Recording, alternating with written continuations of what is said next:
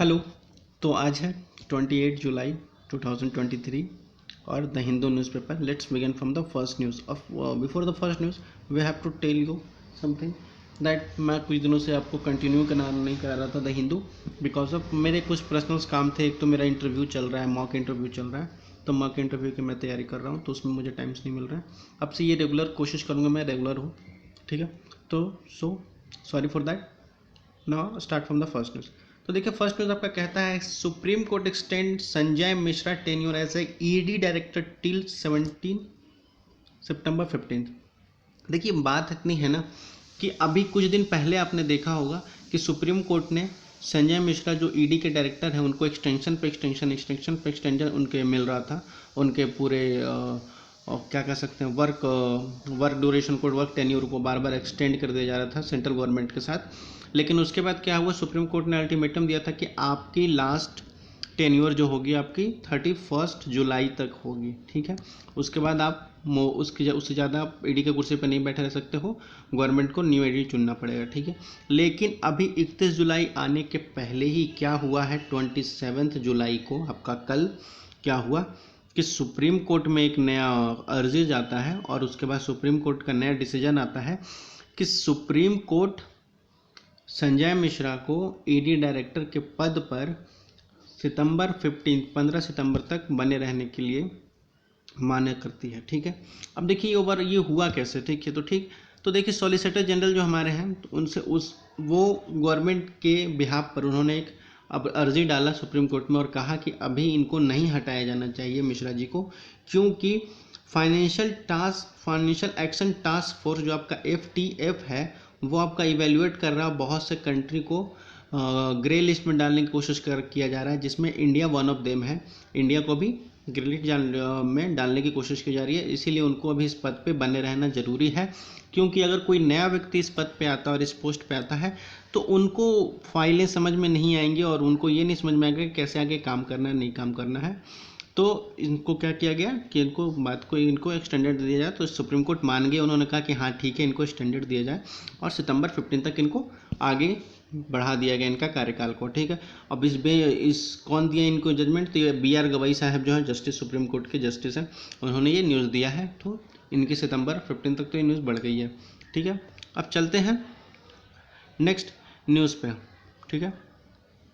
Next news आपका देखिए CBI जांच करना शुरू कर चुकी है मणिपुर सेक्सुअल असॉल्ट में, जिसमें क्या है 1 killed as a violence continue, ठीक है। उन्होंने कहा है कि एक मर गया, उसमें वायलेंस कंटिन्यू चल रहा है। सुप्रीम कोर्ट टू प्रोब कर रही है, उसमें जांच कर रही है। तो देखते हैं क्या निकल के सामने आता है। जब मामला सुप्रीम कोर्ट कह रहा है, मामला जब CBI के पास गई है तो देखते हैं क्या निकल के आता है। और अभी तक बात इतनी सी है, देखिए अभी तक चीफ मिनिस्टर को नहीं हटाया गया, जो CM है हमारा उनको अभी तक नहीं हटाया गया है, ठीक। अब उनको नहीं हटाने का इशू ये भी है कि देखिए अब ऐसे टाइम पर हटा देना, क्योंकि देखिए एक आपका देखिए एक साइड कहता है कि सुप्रीम चीफ मिनिस्टर को हटा देना चाहिए, जो मुख्यमंत्री है वहाँ के CM उनको हटा देना चाहिए, ठीक।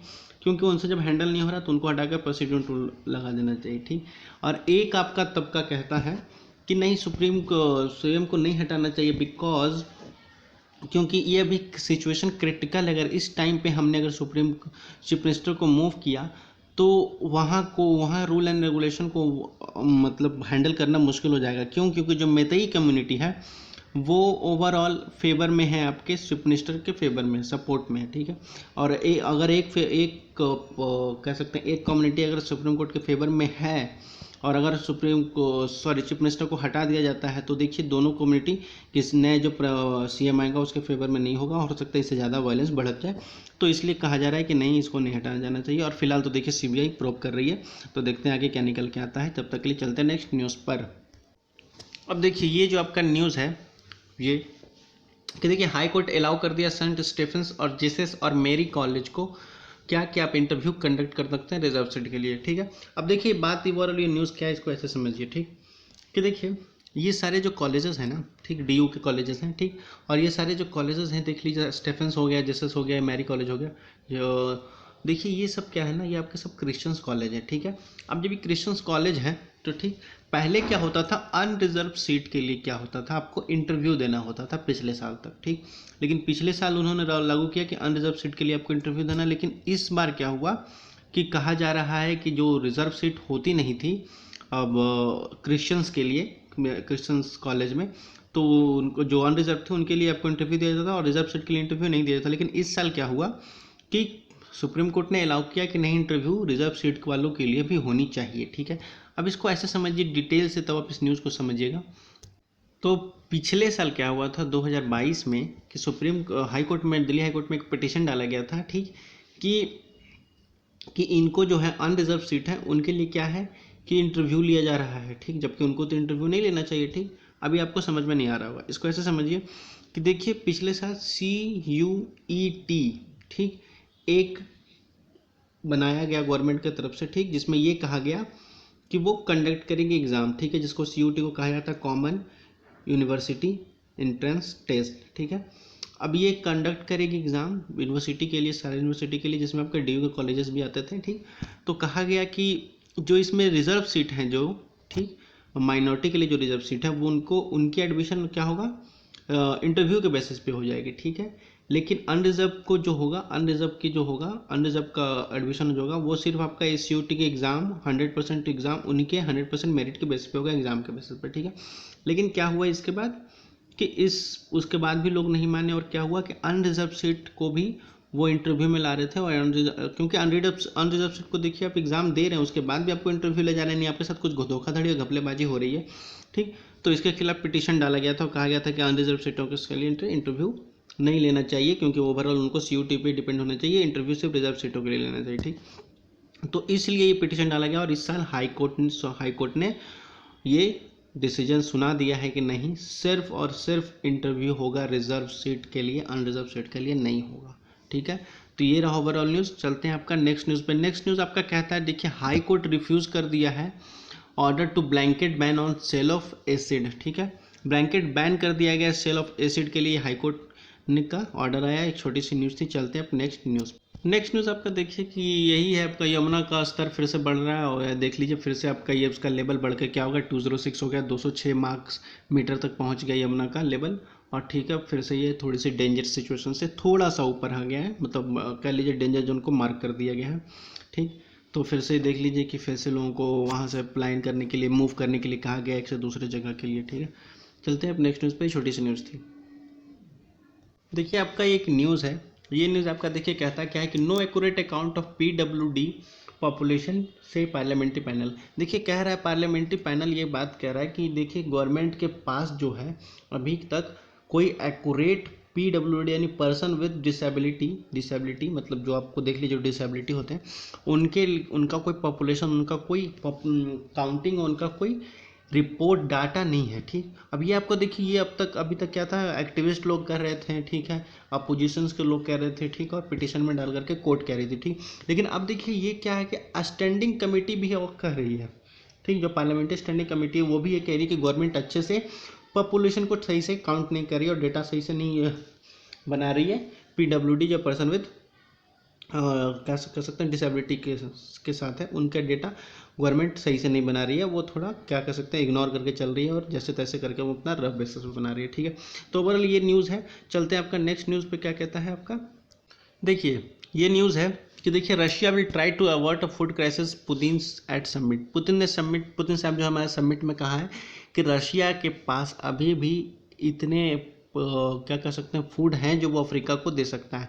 रशिया प्रेसिडेंट जो हमारे व्लादिमीर पुतिन साहब उन्होंने कहा कि despite of fight with Ukraine और वॉर विथ यूक्रेन और शॉर्टेज क्या कर सकते हैं किसी जो जितना शॉर्टेज हुआ और जितना स्ट्रगल हुआ उसके बावजूद रशिया क्या कर सकता है, अभी भी वो अफ्रीका को क्या कर सकता है अच्छे से अच्छे अमाउंट में फूड दे सकता है, फूड ग्रेन प्रोवाइड करा सकता है और क्राइसिस को उनको बचा सकता है अच्छे खासे में। ठीक है, ये आपका व्लादिमीर पुतिन साहब कह रहे हैं। ठीक है, अब देखिए ये बात ऐसे कह रहे हैं ना, तो इसके देखिए इनके कारण क्या है। ठीक है, ये प्रॉमिस किए हैं कि Russian food export to Africa is the key of success. इन्होंने कहा है कि देखिए रशिया हम जो फूड कर देंगे ना, ये उनका कहना है कि उनके बीच में जो रिलेशन बनेंगे रशिया रिलेशन को और मजबूत करेगा, ये उनके बात कहने का। ठीक है, और उन्होंने कहा कि I have already said that कि our country can replace Ukrainian grain. उन्होंने कहा है कि हम पहले ही कहा है कि हम लोग, हमारा देश जो है यूक्रेनियन गेन को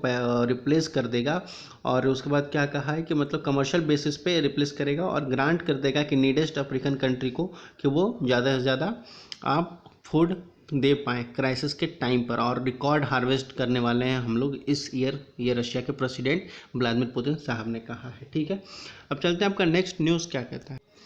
देखिए ये न्यूज़ आपका है, हेपेटाइटिस बी किल्ड बिथोन रिवेल फॉरेंसिक डीएनए। ये फॉरेंसिक डीएनए का एनालिसिस में रिपोर्ट आई है कि देखिए, जो आप लोगों ने एक नाम सुना होगा, एडविग वॉन बिथोवेन, ठीक है, इनका जन्म हुआ था आपका 1770 में जर्मनी में। ठीक, तो इन्होंने इनके, अब ये जो बिथोवेन साहब हैं, ठीक, इन्होंने क्या किया है, इन्होंने बहुत सारे म्यूज़िक्स कंपोज किए हैं, बहुत सारे मतलब हिस्टोरिकल म्यूज़िक बनाए हैं, ठीक है, जिनको आज भी लोग सुनते हैं और ये मतलब फेमस है ओवरऑल। ठीक, लेकिन देखिए जब ये बिथोवेन साहब हैं, इनकी जो मौत हो गई थी 1827 में। ठीक, लेकिन 1827 के इनके मरने के पहले इनके साथ ना बहुत सारी इनके पास बीमारियां थी।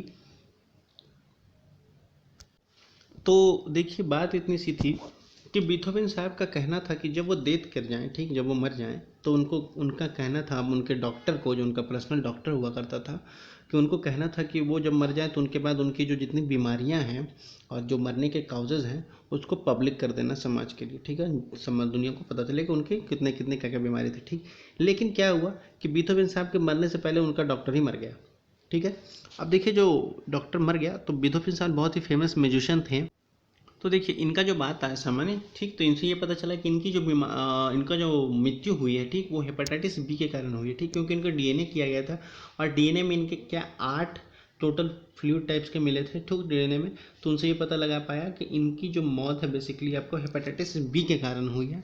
ठीक, जो आपका देखिए 200 साल बाद पता लगा है। ठीक है, बीथोवेन की मौत हो गई थी 1827 में, और लगभग मान लीजिए 200 साल बाद यानी 2023 में आकर के इनकी मौत का वजह पता चला है। ठीक है, तो ये रहा ओवरऑल आज का न्यूज़। वीडियो अच्छी लगी तो लाइक एंड सब्सक्राइब कर लीजिएगा, पढ़ते लिखते रहिए, धन्यवाद। और कल से मैं इंडियन एक्सप्रेस की भी न्यूज़ एनालिसिस ला रहा हूँ। कल से इंडियन एक्सप्रेस और द हिंदू दोनों अलग अलग वीडियो अपलोड की जाएगी सेपरेट।